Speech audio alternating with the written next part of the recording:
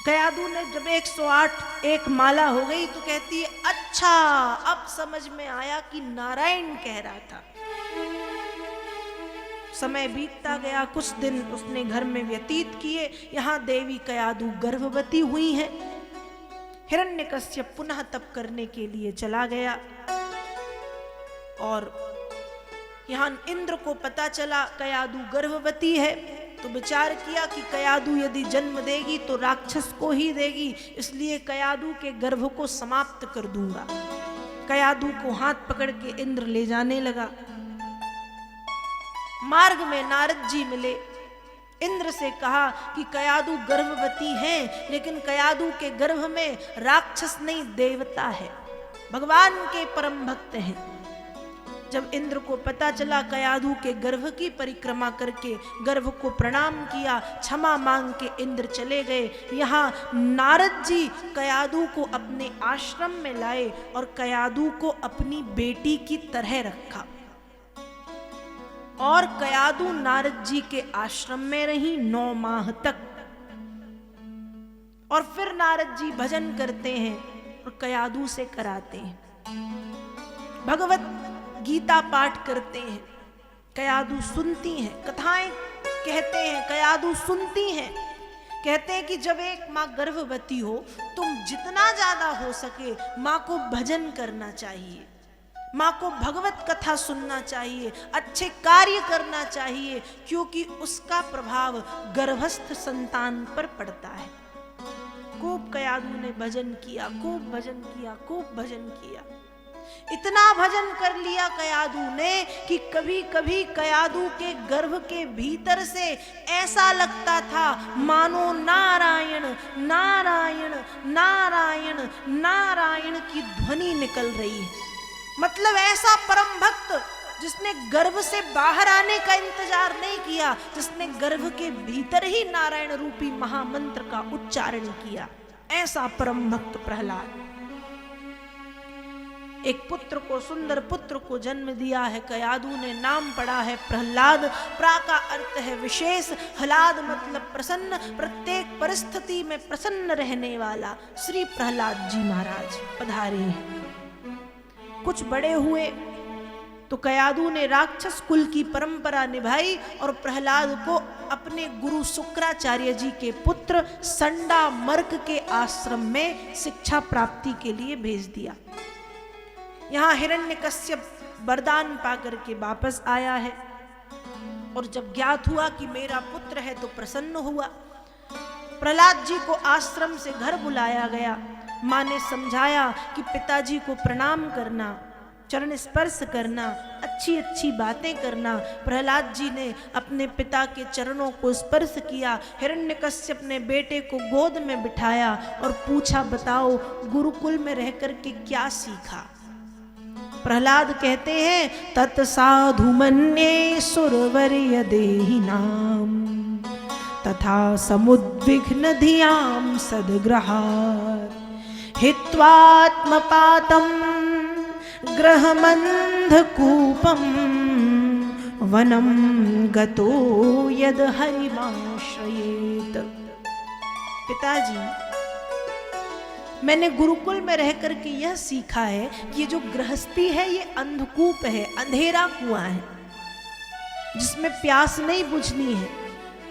अंधकूप है, अंधेरा कुआं, जलहीन कुआं है जिसमें डर भी है और प्यास भी नहीं शांत होनी। इसलिए इस अंधकूप का त्याग करके जंगल में जाकर के भक्त को चाहिए कि वो हरि नाम का सुमिरन करे।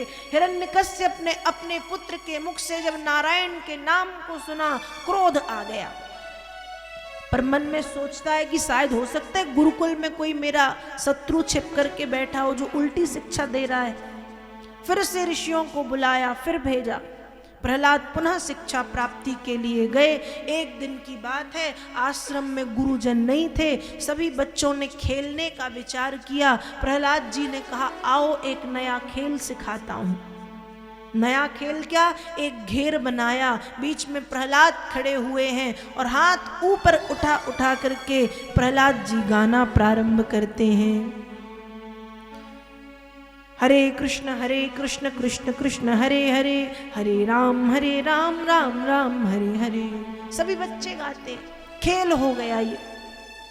गुरुजन आए, प्रहलाद को भजन करते देखा, डर गए। हिरण्यकश्यप को पता चला तो इसे बाद में हमें पहले मारेगा। रोकने की कोशिश की, प्रहलाद का स्पर्श पाते ही गुरुजन भी उस भगवान नाम की धारा में बह गए और वे भी नाचने लगे। उसी दिन हिरण्यकश्यप ने अपने 2 सेवकों को भेजा, वे आए। उन्होंने रोकने की कोशिश की तो वे भी नाचने लगे।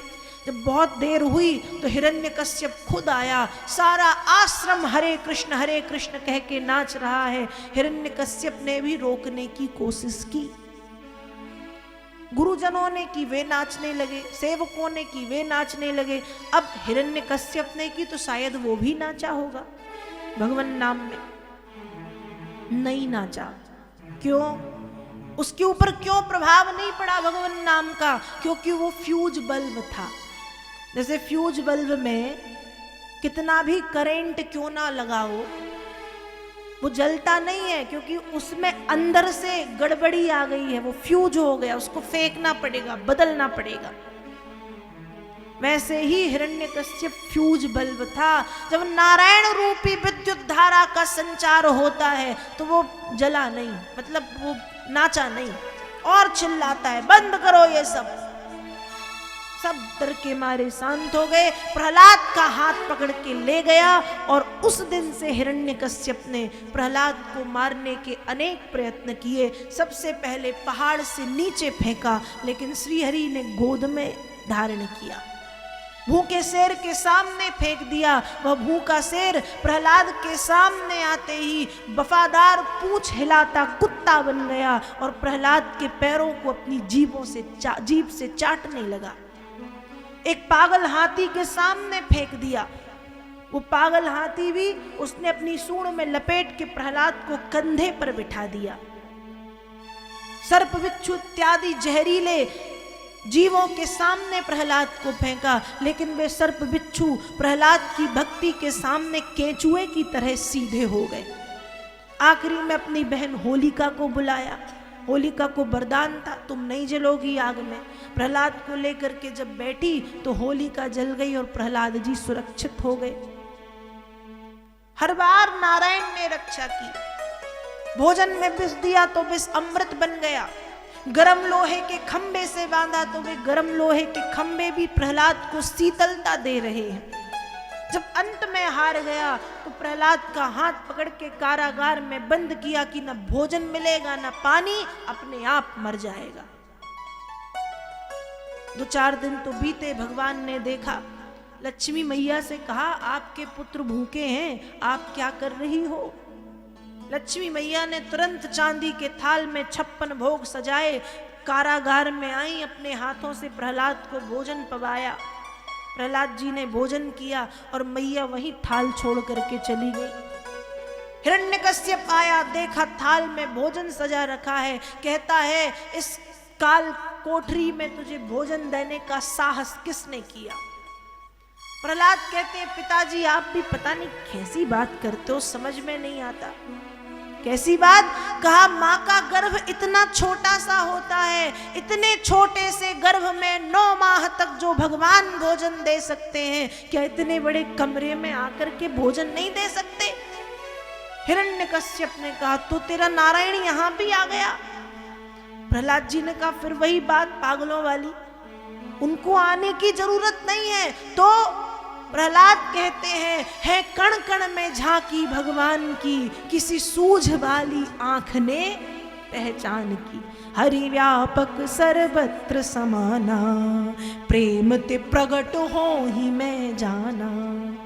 उन्हें आने की जरूरत नहीं है, सर्वत्र है, कहाँ नहीं है, कहाँ नहीं है वे। प्रहलाद से हिरण्यकश्यप कहता है क्वासौ यदि स सर्वत्र कस्मात् स्तंभे न दृश्यते। यदि तेरा नारायण सर्वत्र है तो इस खंबे में भी होगा, और यदि इस खंबे में है तो मुझे दिखता क्यों नहीं? प्रहलाद जी ने कहा बुलाओ तो सही, इसमें भी दिखेंगे।